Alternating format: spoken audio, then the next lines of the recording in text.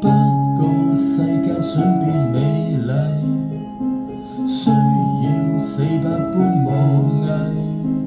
讀完目前學位，又有下條難題，窮極一身新牌仔。